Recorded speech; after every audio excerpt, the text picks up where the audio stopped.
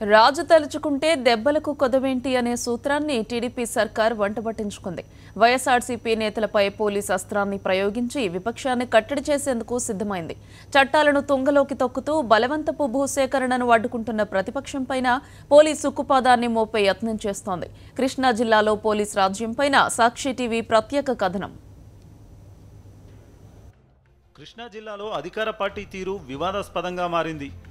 బలమైన ప్రతిపక్షంగా నిలుస్తున్న తమపై అధికార తెలుగుదేశం కొత్త పద్ధతుల్లో కక్ష సాధింపులకు దిగుతోందని వైఎస్ఆర్సీపీ ఆరోపిస్తోంది.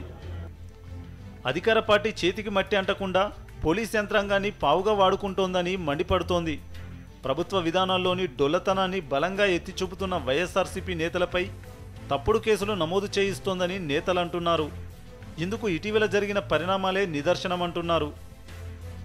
గుడివాడలో వైఎస్ఆర్సీపీ కార్యాలయంను ఖాళీ చేయించాలనే దుర్బుద్ధితో వందల సంఖ్యలో పోలీసులను దింపి అధికారిక దుర్వినియోగానికి పాల్పడిందని ఆ పార్టీ నేతలు ఆగ్రహం వ్యక్తం చేస్తున్నారు.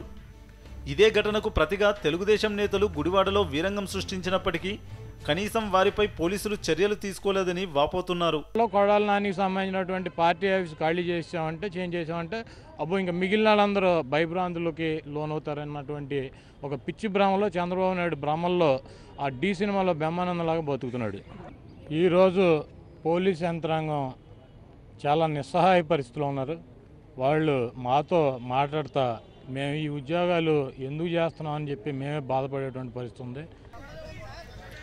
మరోవైపు గుడివాడ ఎమ్మెల్యేను అరెస్టు చేసి 24 గంటలు గడవక ముందే మచిలీపట్నంలో పోర్టు అనుబంధ పరిశ్రమకు బలవంతపు భూసేకరణను వ్యతిరేకిస్తున్న వైఎస్ఆర్సీపీ అధికార ప్రతినిధి మాజీ ఎమ్మెల్యే పేర్ని నానిని కూడా హడావిడిగా పోలీసులు అరెస్టు చేశారు.